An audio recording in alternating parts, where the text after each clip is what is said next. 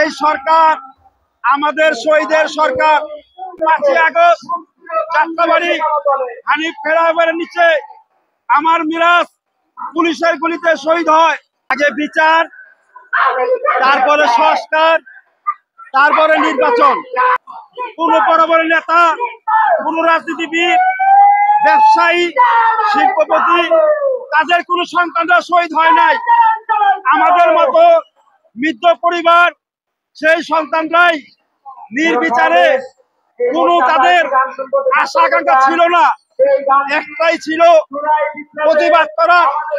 সেই প্রতিবাদ করতে যায় 5ই আগস্ট যাত্রাবাড়ি হানিফ ফ্লাইওভারের নিচে আমার মিরাজ পুলিশের গুলিতে শহীদ হয়।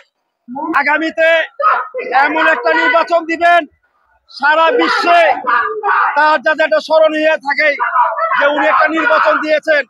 যারা আগামীতে নির্বাচন আসবেন, প্রত্যেকটা শহীদ পরিবারে শপথ গ্রহণ করবেন।